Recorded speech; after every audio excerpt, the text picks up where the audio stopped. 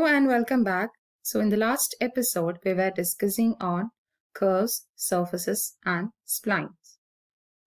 So regarding the continuation of the same, I'm going to discuss on Bezier curves in this episode. So Bezier curve is a spline approximation method developed by the French engineer Pierre Bezier for use in the design of Renault automobile bodies. So, Bezier splines have a number of properties that make them highly useful and convenient for curve and surface design. So, Bezier curves, as I said, it is discovered by French engineer Pierre Bezier. It is a parametric curve defined by a set of control points. 2 points are ends of the curve. Okay, that is 2 ends which determine the curve is being drawn from the first point to the end point. Then we have other points which determine the shape of the curve. Now the simplest Bezier curve is the straight line from the point P0 to P1. And a quadratic Bezier curve is determined by 3 control points, and also a cubic Bezier curve is determined by 4 control points. So this is how it looks like. This is a simple Bezier curve.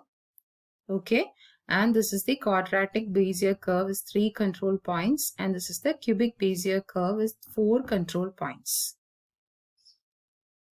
Now a Bezier curve is parametrically represented by P of t is equal to sigma I is equal to 0 to n bi jn comma I of t, where t is in a perimeter where 0 less than or equal to t less than or equal to 1 and P of t any point lying on the Bezier curve.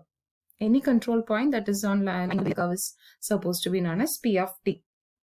And bi is the ith control point of the Bezier curve.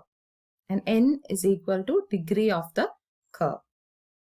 And Jn of I, n comma I of t means it is a blending function which has the value c of n comma I t raised to I 1 minus t raised to n minus I, where c of n comma I is equal to n factorial by I factorial into n minus I factorial, which is known as the binomial coefficient. C of n comma I are known as the binomial coefficient.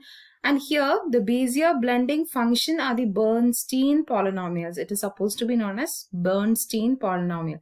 That is j of n comma I of t is supposed to be known as Bernstein polynomials.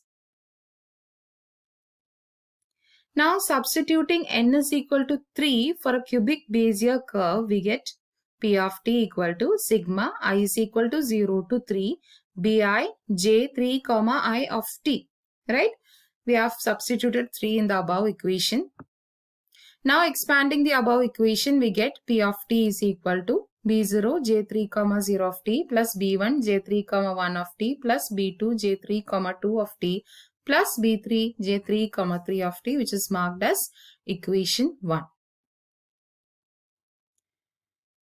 Now see, I have expanded all the j3 of 0 of t and j3 comma 1 of t and j3 comma 2 of t and j3 comma 3 of t, and I have marked it as equation 2, 3, 4 and 5, which I have got the values 1 minus t whole cube, 3t into 1 minus t whole square, 3t square into 1 minus t whole square and t cube.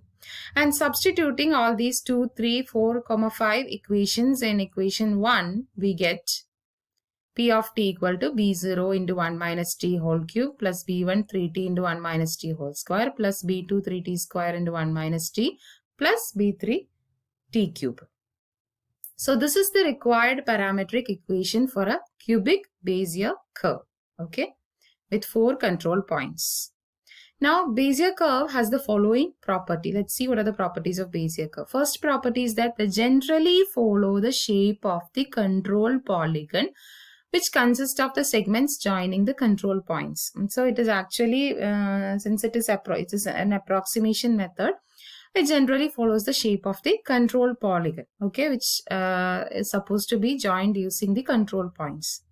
Then they always pass through the first and last control point. I said no because they have both endpoints will be joined. So they always pass through the first and last control points.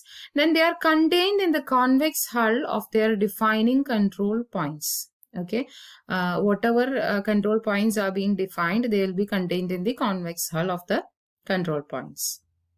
Now, the degree of the polynomial defining the curve segments is 1 less than the number of defining polygon point.